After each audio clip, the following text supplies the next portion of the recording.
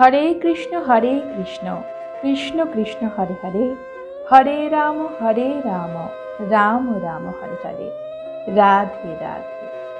नमस्कार बंधुरा, इतिहासेर इतिकथार नतून पर्वे आपनादेर सकलके स्वागत। बंधुरा, आजकेर पर्वे थाकबे ज्यैष्ठ मासेर शुक्ल पक्षे अनुष्ठित निर्जला एकादशी व्रतेर व्रत माहात्म्य। ভিডিওটি অবশ্যই শেষ পর্যন্ত দেখতে থাকুন। বন্ধুরা, মেয়েদের ব্রত কথা, একাদশীর ব্রত, হিন্দু দেবদেবীদের মন্ত্র, এই সকল বিষয়েও আমাদের চ্যানেলে আলাদা আলাদা প্লে লিস্ট আছে। অবশ্যই এই প্লে লিস্ট ফলো করুন। জ্যৈষ্ঠ মাসের শুক্লপক্ষে যে একাদশী তিথিটি হয়ে থাকে, সেই একাদশী তিথিকে নির্জলা একাদশী তিথি বলা হয়। এই একাদশী তিথির নামকরণ নির্জলা, এই কথাটির অর্থ কিন্তু বিশেষভাবে গুরুত্বপূর্ণ। নির্জলা শব্দের অর্থ হল বিশুদ্ধ, খাঁটি বা জলহীন। এই শব্দ অনুযায়ী আমাদের মনে করতে কোনো রকম অসুবিধা হয় না যে একাদশী দেবী জল পর্যন্ত গ্রহণ না করে ব্রত অনুষ্ঠানকারী তার কৃপা প্রার্থী সন্তানকে নির্জলা বা বিশুদ্ধ ঐশ্বরিক করুণা প্রদান করে এবং পরমার্থের পথে এগিয়ে নিয়ে যেতে সহায়তা করেন বা মুক্তি প্রদান করেন।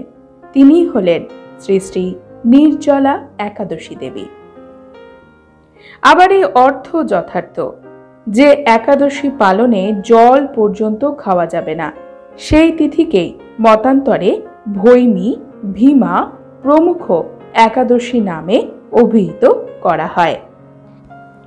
নির্জলা বা ভৈমী একাদশী প্রসঙ্গে পদ্মপুরাণে উল্লেখ আছে। ভীম পিতামহ ব্যাসদেবকে বলছেন, হে পিতামহ, আমি উপবাসী থাকতে পারবো না, অতএব উপায় কি? বহু ফলদান করে এমন একটি মাত্র ব্রত আমাকে বলুন।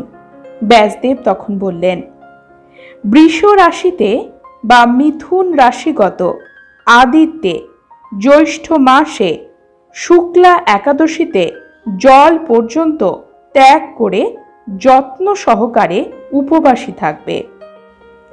স্নান আচমন ভিন্ন সকল কাজেই জল ত্যাগ করা বিচক্ষণের কর্তব্য, নচেত ব্রত ভঙ্গ হবে। যত্ন সহকারে এক সূর্যোদয় থেকে অন্য উদয় পর্যন্ত জল ত্যাগ করলে 12টি দ্বাদশীর ফল পাওয়া যায়। তারপর উপবাসে সফল এবং জিতেন্দ্রীয় ব্যক্তি দ্বাদশীর সুপ্রকাশিত প্রাতঃকালে স্নানান্তে ব্রাহ্মণদের বিধিসম্মতভাবে জল এবং সোনা দানপূর্বক আহার করাবেন। এইভাবে ব্রত অনুষ্ঠানের দ্বারা যে পুণ্য অর্জিত হয় তা শোনা যাক। শঙ্খ চক্র গদা পদ্মধারী শ্রীহরি আমাকে বলেছেন যে সারা বছরের মধ্যে যত একাদশী আছে, এই ব্রতে সেই সবগুলোরই ফল লাভ করা যায়। আমি সত্যই বলছি, এই একাদশীতে উপবাসী থাকলে ধন, ধান্য, পুণ্য, পৌত্র, সৌভাগ্য এবং সুখ পাওয়া যায়। যিনি এই একাদশীতে উপবাসী থাকেন, বিশাল শরীর, করালো কামরূপী দণ্ডপাশধারী ভীষণ মূর্তি যমদূতগণ তাদের কাছে উপস্থিত হতে পারেন না। পীত বসনধারী শঙ্খচক্রপাণী মনোগামী বিষ্ণুদূতেরা অন্তিমে সেই বৈষ্ণবকে বৈষ্ণব নগরীতে নিয়ে যান। যে হরিভক্ত জলের নিয়ম করে প্রহরে প্রহরে সেই পুণ্যবানের কোটি স্বর্ণদানের ফল লাভ হয়। শ্রীকৃষ্ণ বলেছেন, দ্বাদশীতে স্নান, দান, জপ এবং হোম করলে সেই সবই অক্ষয় ফলপ্রদ হয়। অন্য ধর্মচারণে আবশ্যিকতা কি হতে পারে? সম্যক বিধানে নির্জলা একাদশীর উপবাস করলেই বৈষ্ণব পদ লাভ করেন। যে সকল ব্যক্তি এই পবিত্র নির্জলা একাদশী ব্রত পালন করেছেন, তাদের দ্বারা অতীত শত পুরুষ সহ নিজ কুল উদ্ধার হয়েছে এবং তারা সেই সমস্ত পুরুষ সহ শ্রী হরিপদ লাভ করেছেন। যে সকল লোক এই একাদশীতে উপবাসী না থাকে তাদেরকে পাপী, দুরাচারী, দুষ্ট, আত্মদ্রোহী বলে অবশ্যই জানবে। ভক্তিমত হয়ে এই একাদশীর মাহাত্ম্য শুনলে বা কীর্তন করলে সেই কীর্তনকারী এবং শ্রোতা উভয়েরই স্বর্গ লাভ হয়ে থাকে। এই একাদশী সম্পর্কে গরুড় পুরাণেও বর্ণনা করা হয়েছে। গরুড় পুরাণে বলা হয়েছে, ভীম এই একাদশীর উপবাস করেছিলেন, এই কারণে এই একাদশীর নাম ভৈমী একাদশী হয়েছে। ভীমসেন এই একাদশীর উপবাস রূপ আশ্চর্য ব্রত পালন করে পিতৃঋণ থেকে মুক্ত হয়েছিলেন। ভীম দ্বাদশী নামে খ্যাত এই ব্রত সকল লোকের পুণ্য বাড়ায়। যে সকল লোক এই একাদশীতে উপবাস করে এবং দ্বাদশীতে পালন করে তার পুণ্য বৃদ্ধি হয়ে থাকে। রাজা কুপদগামী হলে যেমন নিজ সম্পদ নষ্ট হয়, তেমনি এই একাদশীর সকল রকম মহাপাপ নাশ করে থাকে। ব্রহ্মহত্যা, সুরাপান, স্বর্ণচুরি, গুরুপত্নী গমন এই সকল পাপ একসঙ্গে সৃষ্টি হলে তা এই একাদশী ভিন্ন অন্য কোনো ব্রতে নাশ হয় না। পুষ্কর, কুরুক্ষেত্র, প্রভাসতীর্থ, কালিন্দী, যমুনা, গঙ্গা, রেবা, সরস্বতী এই সকল মহাতীর্থ এই পাপ নষ্ট করতে পারে না। কেবল ভীম একাদশী সকল রকম পাপ বিনষ্ট করতে সক্ষম। সকল রকম তীর্থ সেবা, দান, জপ, হোম এবং অন্যান্য সুকৃতি কোনো কিছুই একাদশীর তুল্য নয়। একাদশীর দিনে উপবাসে যে ফল হয়, অন্য কোনো কাজে সেই ফল হয় না। সমগ্র পৃথিবী দান এবং একাদশী ব্রত তুলনা করলে একাদশী ব্রতই প্রধান বলে মনে করা হয়। এই উপবাস ব্রতে বরাহদেবের সোনার মূর্তি করে ঘটের ওপর নতুন তামার পাত্রে স্থাপন করতে হবে। এই প্রতিমূর্তি সাদা কাপড় দিয়ে আচ্ছাদিত করে সোনার প্রদীপ প্রভৃতি দিয়ে নানা রকম উপচারে পূজা করতে হবে। বরাহায় নমঃ এই মন্ত্রে সেই প্রতিমূর্তির 2 পা পূজা করতে হবে।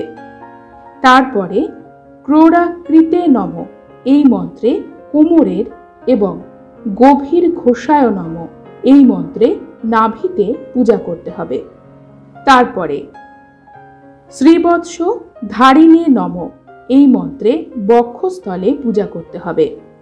সহস্র শিরসে নমঃ এই মন্ত্রে বাহুতে, সর্বেশ্বরায় নমঃ এই মন্ত্রে গ্রীবাতে, সর্বাত্মনে নমঃ এই মন্ত্রে মুখে এবং প্রভবায় নমঃ এই মন্ত্রে ললাটে অর্চনা করতে হবে।